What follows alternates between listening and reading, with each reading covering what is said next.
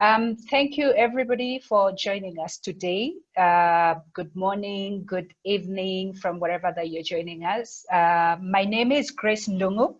I am the Africa Media Communication Manager for Masiko. I'm calling you from Nairobi, where I live and work. My work is basically to engage with the teams in Africa, in Europe, and across our US office to engage media and communication strategies across the organization that will increase influence of our work in Africa. I'm going to be your moderator for this session, and just to take you through our work, and also to have an amazing person who is going to talk to take us through the 30 minutes that we're going to have to hear what he has to say.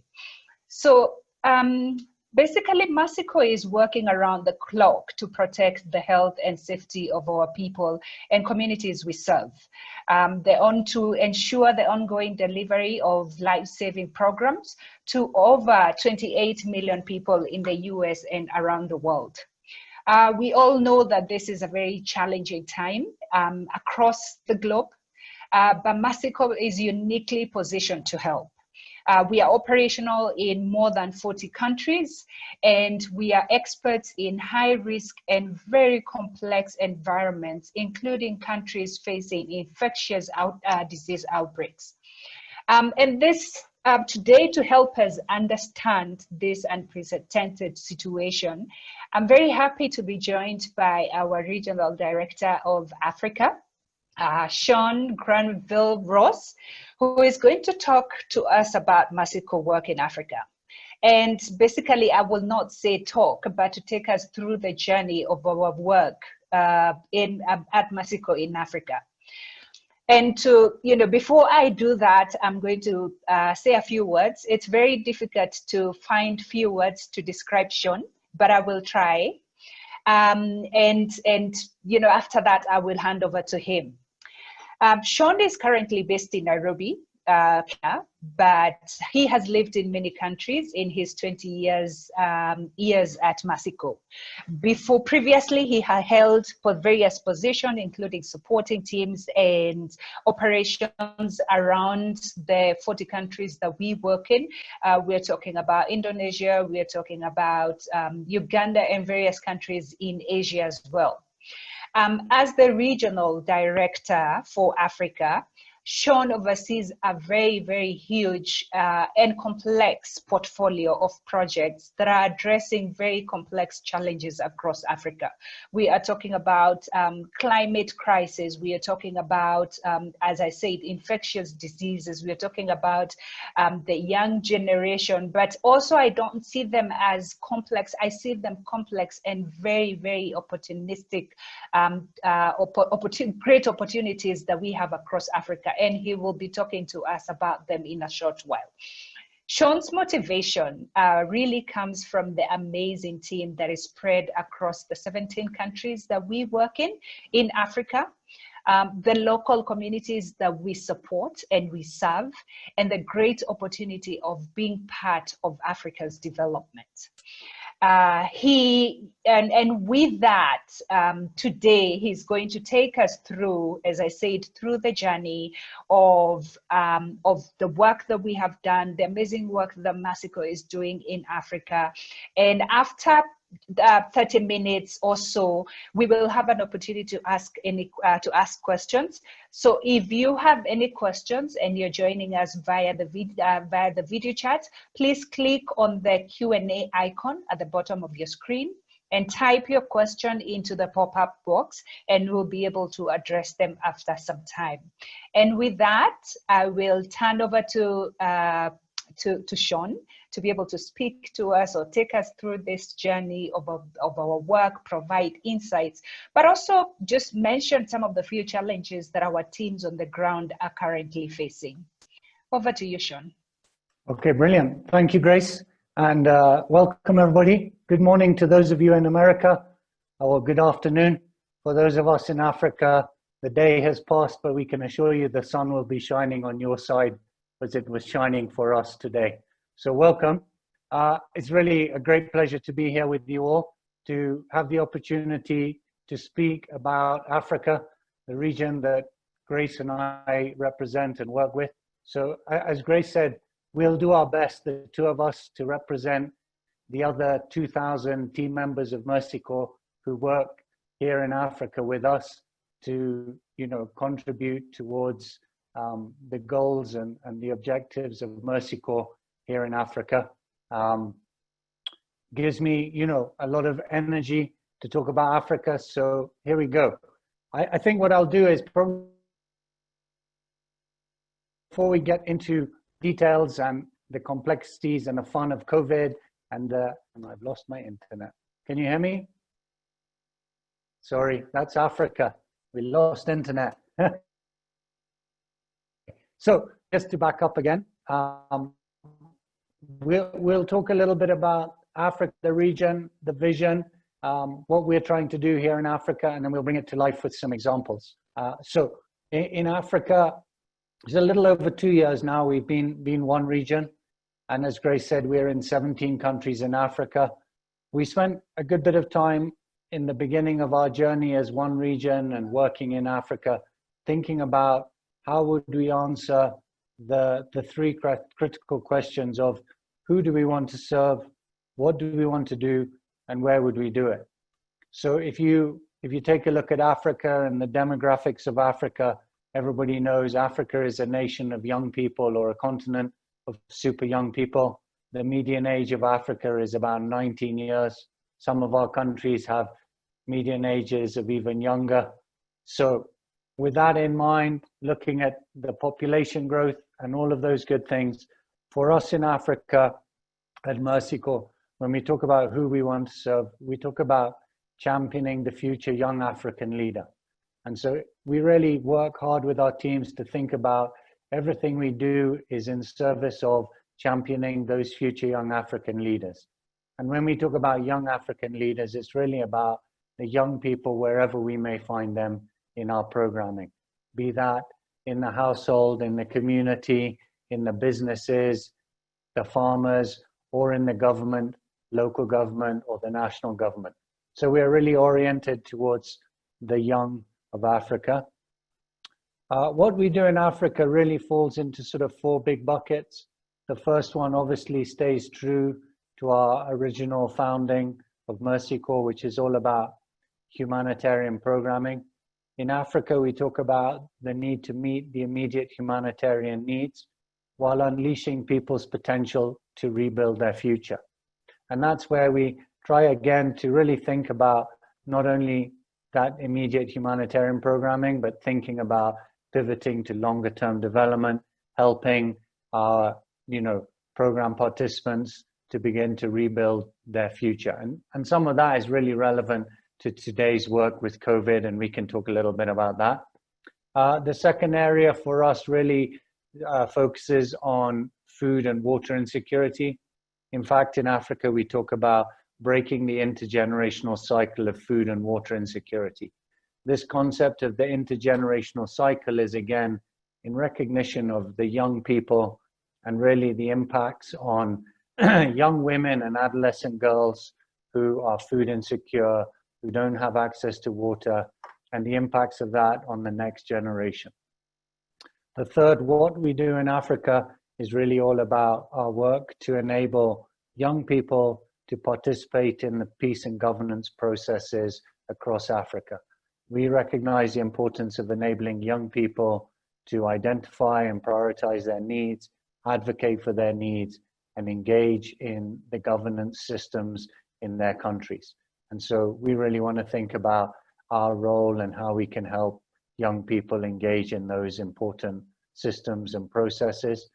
We also recognize that a lot of the root causes and the drivers of conflict is around access and management of the natural resources, water and land. So we see that interrelation with the earlier objective where we talk about food and water insecurity. And then finally, the fourth sort of big area of work for us really is about enabling economic opportunities. And when we talk about enabling economic opportunities, we also call out not only the rural populations, but urban populations and mobile populations. The mobile populations is in recognition in Africa. People are migrating from the rural to the urban areas. There are also those mobile populations whereby people are being displaced by conflict and are refugees. And then there are also numbers of populations in Africa who migrate in search of economic opportunities. That's both within East Africa, in the Sahel, and obviously there's a recognition of some of the migration towards North Africa and into Europe, which is perhaps not really a focus area for us, but we do call it out and think about that implication. On top of that, we also want to keep an eye on, within our work on enabling economic opportunities, how do we focus again on adolescent girls and young women? Because the evidence base and the evidence of the multiplier effects of, if you enable young women and adolescent girls those economic opportunities, has huge impacts on a number of development issues. So that's really the who we serve and what we do and where we work in Africa.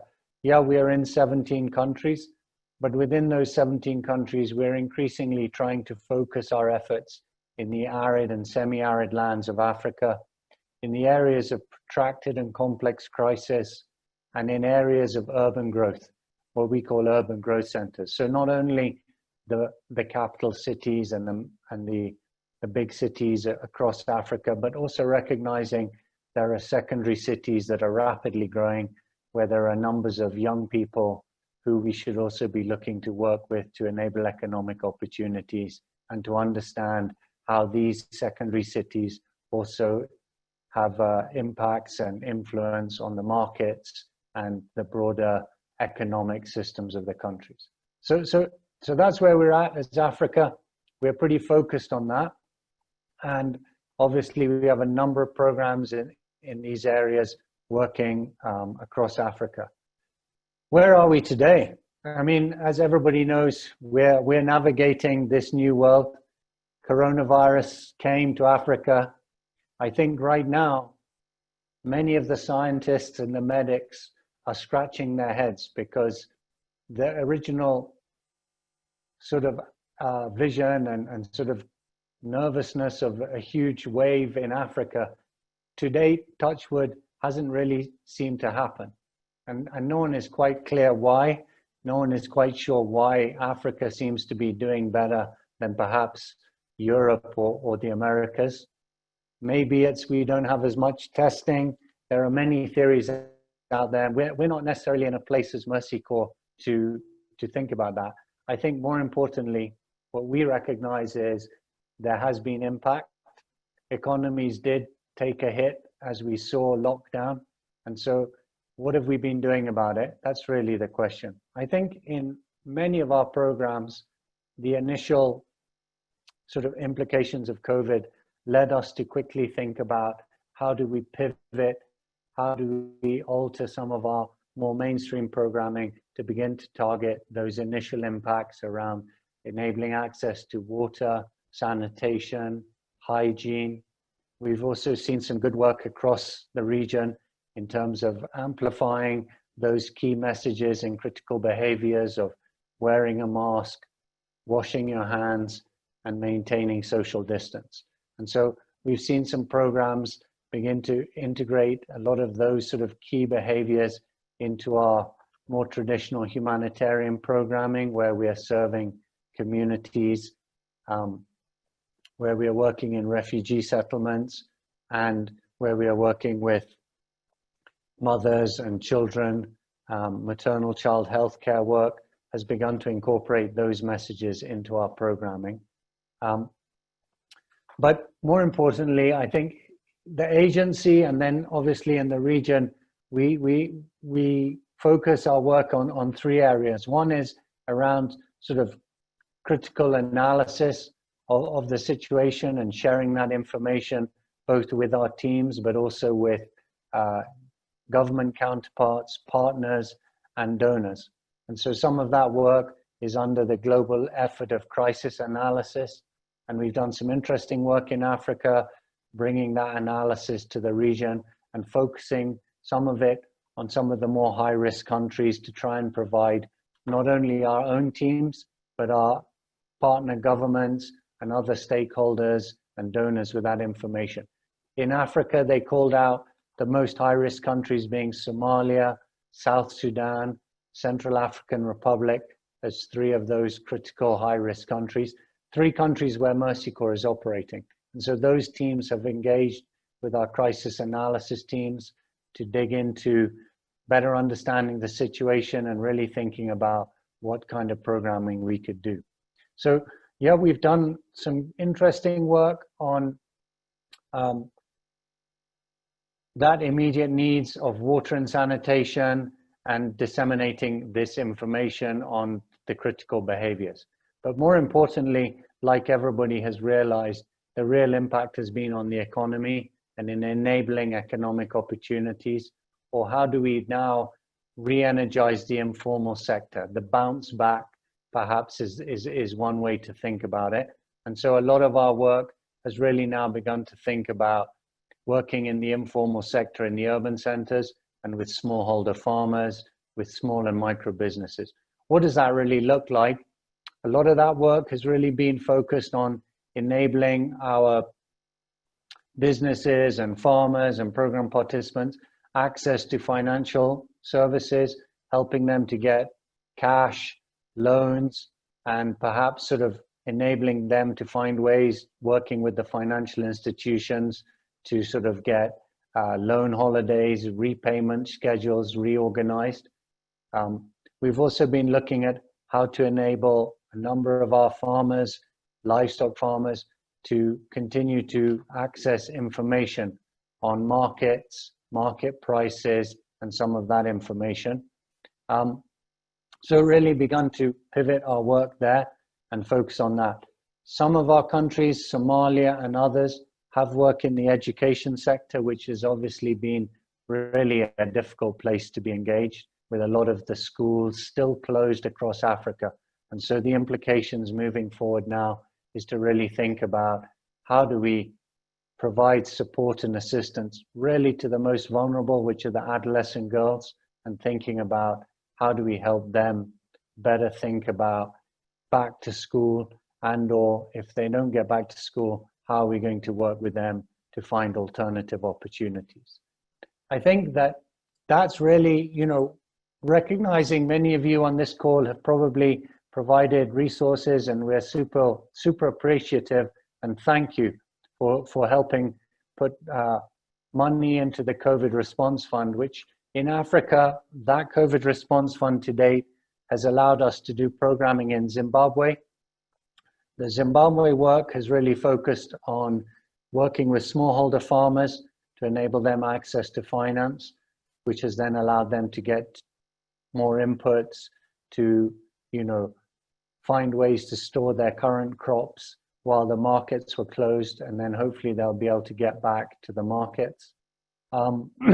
In Kenya and in Uganda, we had some interesting work, especially in Kampala and Nairobi, working with a partner organization called Soko Watch, which works with a lot of small and micro businesses, primarily run by women, selling fast-moving consumer goods, the critical things of soap and sugar, flour, maize meal, in the slum areas of Nairobi and Kampala. And so with that partner and with the COVID-19 response fund, we were able to provide vouchers to the most vulnerable families in those communities so that they could go to these small micro shops and redeem their vouchers and access critical needs such as food and sugar and soap.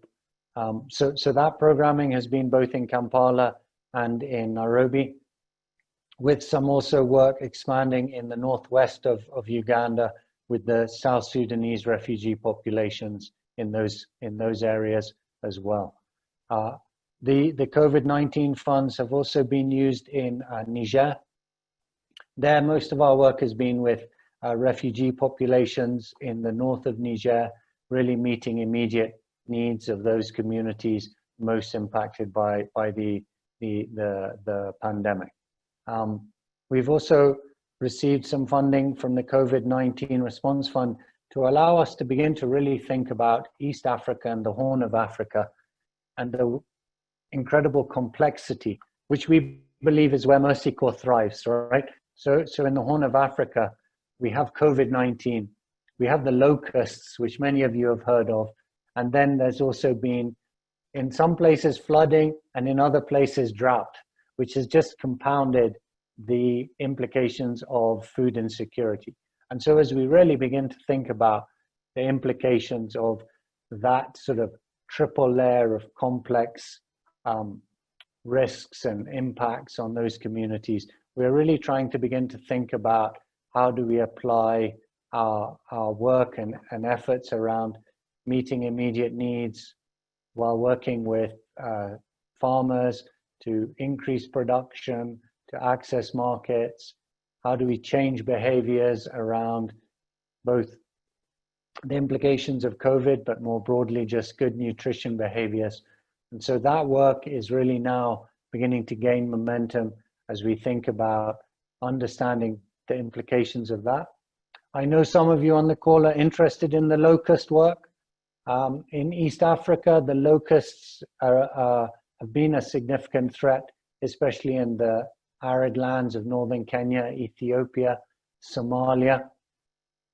There, a lot of our work has been in partnership with the FAO and the government. The governments and FAO have really been responsible for sort of the spraying of the locusts and the control of locusts. I think where our work has really come to the front has been thriving on the innovation of Mercy Corps team members, whereby we've been working with the mobile network operators and an organization called Plant Village out of Penn State University, I believe it is, that have developed some simple mobile phone apps to allow communities in these areas, when they see locusts, to report the sighting of locusts, which has then allowed us to complement that on two sides. One is obviously to alert the government and FAO of where the locusts are so that they can send spray planes and deal with the threat of the locusts. But it has also enabled us to then send information to those areas on the mobile phones around what to do, and then provide other information around how we might be able to then provide support post-locust invasion, be that access to inputs and understand the needs to their immediate needs. So that work is ongoing, although I was recently on a call with the FAO. The good news is it seems that the locusts are subsiding in northern Kenya. There's still threats of locusts in Ethiopia, but it seems that perhaps the worst of that is behind us for now. However, we need to continue to focus on the implications of food insecurity in the Horn of Africa. And that's where a lot of our work on just the fundamentals of thinking about working with farmers to enable access to inputs, increase production by accessing good quality inputs, information for ag extension, and then obviously later on into the markets. One other area of interesting work for us obviously is, the implications in Africa of climate change are real. And we see that in that objective I talked about around water and food insecurity. In the Sahel region, we are increasingly doing some new work around really trying to understand water security in the Sahel. And so our research teams in the Sahel are really working on some analysis of water and the implications of sort of lack of water and how to manage water in the Sahel. So it's a new area of work for us. Meanwhile, in the east of Africa, in Ethiopia, we have some great interesting work now beginning to take shape with solar energy, and really beginning to think about the use of solar energy and microgrids amongst our refugee populations. and then moving that towards a longer term sustainable model of how do we establish some kinds of utility companies in these regions that can provide viable and sustainable electric power using solar for not only the refugee communities, but the host communities around them. So that work is currently being piloted, and the business models are being developed in Ethiopia, with a look to then think about how we might expand it to other countries in Africa, where there are perhaps similar contexts of refugee and host communities. So that's some of the work there. I think the only other area I would just sort of talk about a little bit is that in East Africa, for sure, we see huge innovation around technology. I think they call, I don't remember, Kenya is the Silicon Valley or the Savannah Silicon Valley, whichever way it is. It's where we also see huge opportunity and great innovation around the application of technologies, primarily in the financial sector. And our big flagship program in Africa, the Agrifin Accelerate program, which is really all about the concept of bundling both financial and information services, primarily on the telephone, and targeting primarily smallholder farmers, which essentially is enabling smallholder farmers access to finance and then good agricultural practices and market information. And that work is both in Kenya, Ethiopia, Nigeria, and Tanzania, and continues to evolve and grow. And during this time of COVID, we've also seen some interesting abilities of that program to expand the messaging, obviously to incorporate the COVID, those COVID messages around key behaviors and where people can get help and or other information. So that's really sort of a good brief overview of where we are. Grace, I can see you probably have some questions for me, or maybe you can also add a little bit what you see as the good work of Mercy Corps in the region.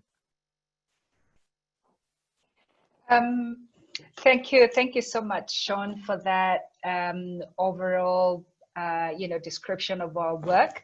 I think mine is going to be a comment as well as a question that I want to drive over to you. As Masiko, as Sean has said, we realize that Africa has, some of the world's fastest growing economies. And on the top of that, it's, the young and the growing population.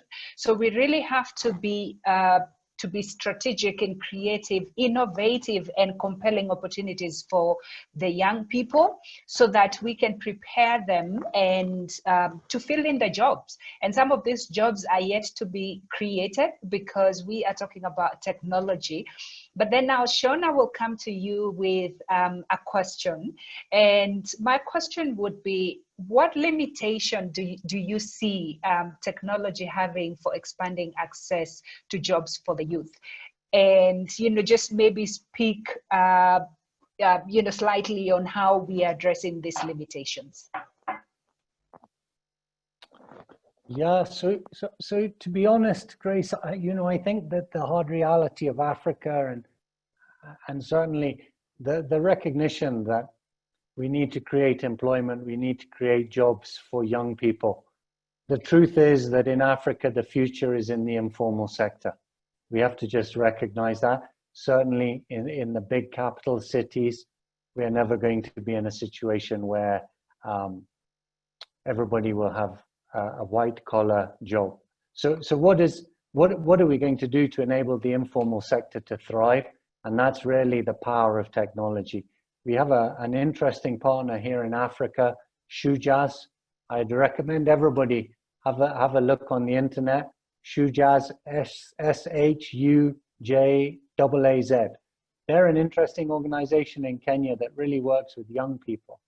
But what they're beginning to move towards is thinking about the use of social media to create platforms where young people can connect with each other and begin to find commonalities and opportunities to do business between themselves, and or using the power of artificial intelligence. These sorts of partners believe that they can begin to really find ways to marry groups of people with similar characteristics and similar business interests to mentors or to more formal, bigger businesses that can provide goods and services to those groups. So I think that's sort of an early peek at the potential of technology. A lot of our work in Africa with the Google Foundation was really looking at interventions with small companies and big companies that were using technology to enable jobs. And so there we've seen some other interesting models appear in Kenya, in Ethiopia, in Nigeria, which is really providing platforms for the informal sector service providers, be that cleaners, plumbers, electricians, builders, who need to find clients and customers. So the demand for their services. And so using technology platforms, companies are beginning to really find ways to allow these small informal service providers to connect to market opportunities, to connect to businesses, to connect to customers. And through these platforms, we're also able to see ways to improve the skills, to ensure quality, and to provide guarantees for payment. So I think those are some of the interesting and exciting areas to explore further when we think about young people. The limitations, I think, was your question. There are no limitations. The beauty of Africa is, especially in East Africa, we talk about the hustle. Everybody young in Africa has a hustle. In fact, even many of our own staff, they have the side hustle. So they work for Mercy Corps.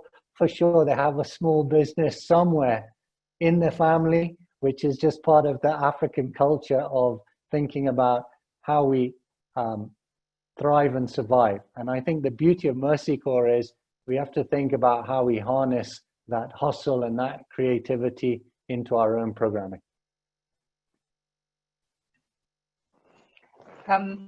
Thank you, Sean. And I call it innovation because, the kind of innovation that we have seen, and especially during this COVID period with young people, what they're able to deliver is phenomenal. And I believe this is just the beginning because, even as Mexico, we believe that innovation plays a very, very significant role in accelerating the living standard and social progress in Africa by meeting the needs of the young people. Thank you, Sean. So I have a question for you, and in previously, Mexico has donated goats and chicken in Nigeria, in Nigeria, to young women as a livelihood opportunities. Is this some kind of work that we still do, or, can you speak just lightly about that?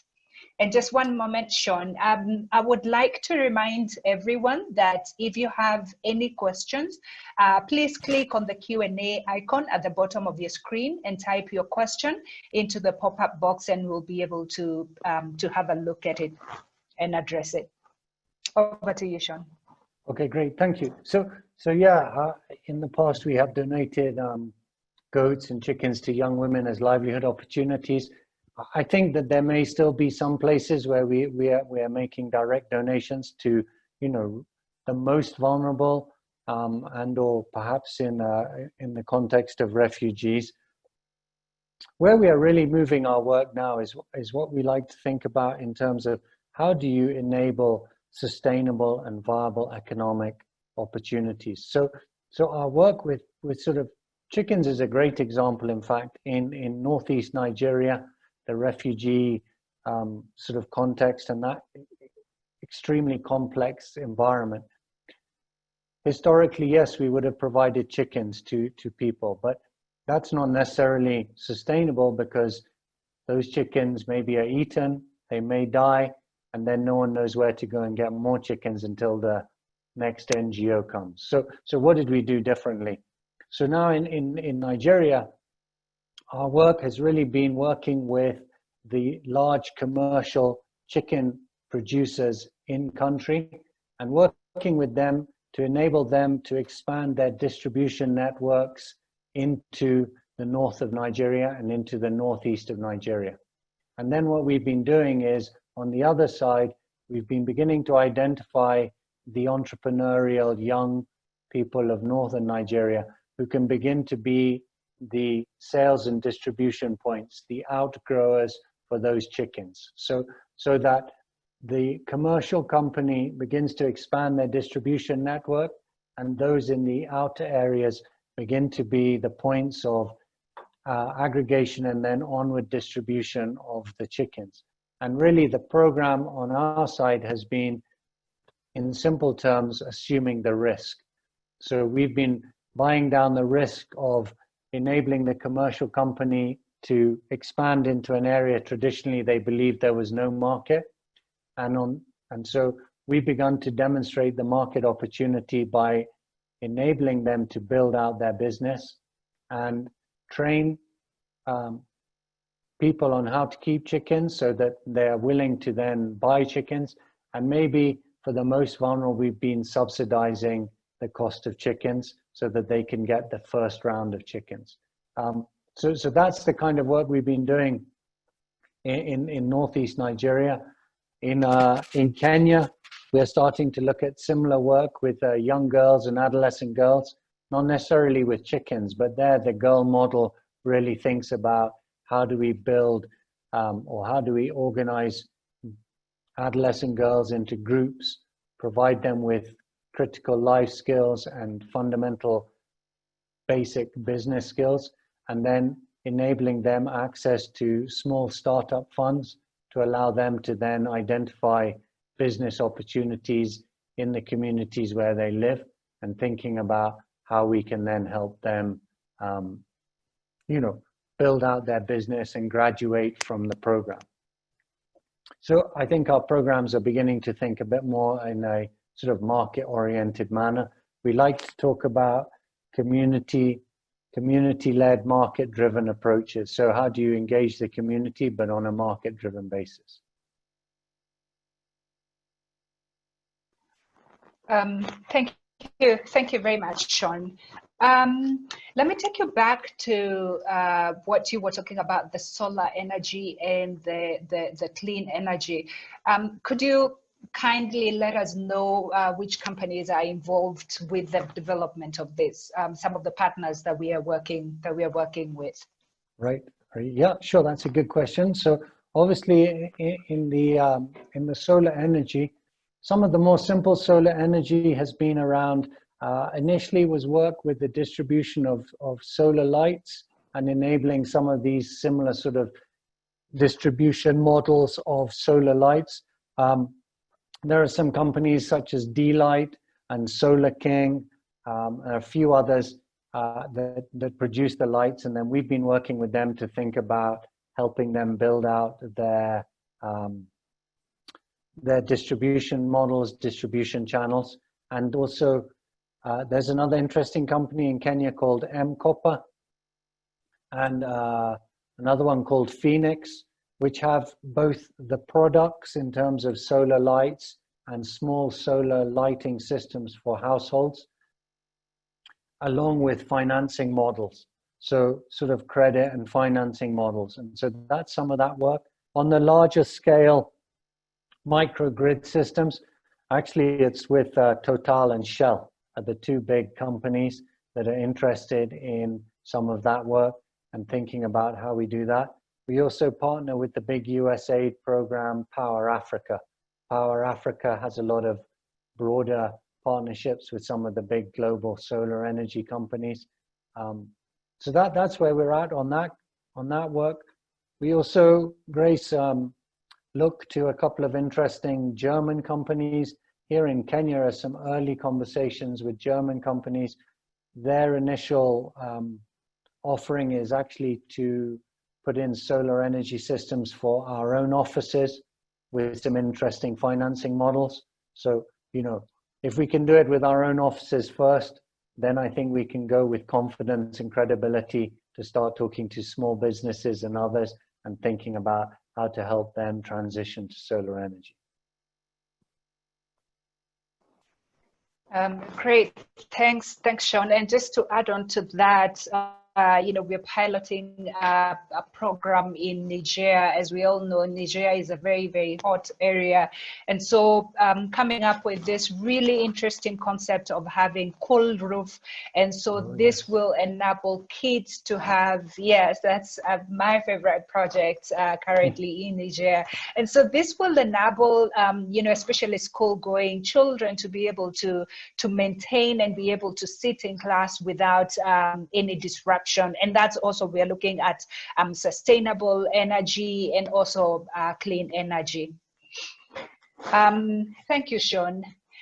Sean, I would like to, you know, to just get your expertise. Your expertise varies across various sectors, and one of the sector is climate change. And so, you know, we are seeing climate change deepens, and, you know, Africa is bearing the brunt of it. We have to be very honest. And with climate change, we are seeing water insecurity across the continent. How do we as an agency, you know, stay ahead of this, addressing these issues rather than responding reactively when you have an issue? Yeah, I think that's a good question, Grace, and clearly climate change is an issue for everybody. We know the climate has changed, and the climate is changing in Africa, and so I think it really comes back to, you know, in more technical language here in the region and within Mercy Corps, we talk about our resilience programming, you know, and when we talk about resilience programs, it's really about understanding the risks and vulnerabilities, the shocks and or the potential impacts to the communities and the areas where we work. So as we think about that, our work is really now focused on, as we engage with our target participants, be that farmers, smallholder farmers, livestock producers, one of the critical pieces of work is really to help and work with them to understand the risks and the vulnerabilities. And obviously those risks and vulnerabilities now are exacerbated by the changes in climate. You know, variable rainfall patterns, flooding, no rain are really the early obvious big risks. And so a lot of our work now is around how do we help with climate smart agriculture? In other words, are there drought tolerant seed varieties? How do we better engage with the climate science and weather forecasting to better provide information to farmers and to the communities we work with to enable them to mitigate against those risks and to understand the implications of the changes in climate or the variable weather patterns. We're also, you know, as we think about livestock production is another good example where we try to keep it really tangible. Obviously, the implications of drought or no rainfall on livestock production are clear. There's no rangeland, there's no feed and fodder. And so we have to think both in terms of how do we do some of the interventions around enabling, again, livestock herders to move. So the work around rangeland management, the governance structures of rangeland to ensure that communities will have fodder even if there is a drought, to also better enabling the access to market and market information prices so that livestock producers, as they see, you know, implications of drought, they can make informed decisions of whether they move their livestock or sell their livestock. So, you know, I think our work now is not really about stopping climate change. It's much more about understanding the implications and those risks and vulnerabilities, and then how do we help the people we serve mitigate against the potential risks and or mitigate, reduce their vulnerabilities.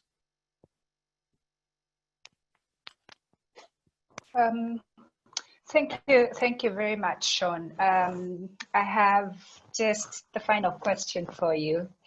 Will be interesting to know as the as the leader, or as the the person who leads a whole team in a region that is just full of great opportunities, but also some challenges. What keeps you awake, Sean?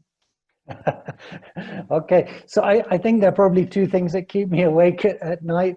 One of those things that keeps me awake at night is obviously the safety and the security of our team. We're increasingly aware of the conditions and the places where we do our best work are often insecure, are in difficult locations, and so I think it's an obvious one, but certainly to ensure the safety and well-being of our team is something we take seriously and we think about, and we put a lot of time and energy in ensuring that. So that keeps me awake. I think the other thing that keeps me awake is, ensuring that we live up to the hope of our communities and the people we work with. So that really translates into, we have a huge responsibility. The region is big. We have a lot of good programs and a lot of resources from our generous donors across the world. And so the pressure to do really good programming, to really deliver impact, is something that keeps us awake. And I know that there are many in the team, both at headquarters, the region, and in our countries, who spend a lot of time thinking about how we can do good work. And so, yeah, that's what keeps me awake, is how do we do good work. Looking at the growing economies in Africa, the innovation that young people bring, the energy that young people bring, and the technology and all the opportunities that are there. What are you looking forward? What are you most excited about? I think where we see, so I think I'm most excited about four things. I can't be one. So I think one area I'm most excited about is that as a global agency, we're beginning to reimagine our global programming vision. And Craig, who maybe many of you on this call have heard from or have maybe even met. Craig is our Senior Vice President of Programs, my boss. He's challenging us to think about global programming vision, and challenging us to think about how will we bring about transformational change at scale. So what does that really mean, and how does that translate into programs? And so for us in the region, we started to think about identifying big outcomes or big themes that we should focus our teams, begin to orient in a slightly different way to allow us to think a little bit bigger and to challenge ourselves at how we might have impact or bring about transformational change at scale. So what are those? One is focusing and thinking about the Sahel, primarily Mali, Niger, and Burkina Faso, in a slightly different way. So rather than thinking about it as three separate countries, really beginning to think about the complexity of the humanitarian situation of the Sahel, the conflict and the protracted crisis and the drivers of conflict in the Sahel, and how we might do programming in that, and how are we going to think about enabling greater economic opportunities for the most vulnerable communities who live in that Sahel region. So that's one area where we're going to start to focus. We're super excited about our work that's taking shape in the Horn of Africa. We're really beginning to think about understanding and the work around livestock in the arid and dry lands of northern Kenya, Somalia, and Ethiopia, and the big market of livestock that moves into the Middle East. And so we see huge opportunities there to enable more and more of the people in those regions to engage in and participate in that livestock market and benefit from increasing their production and accessing that big market.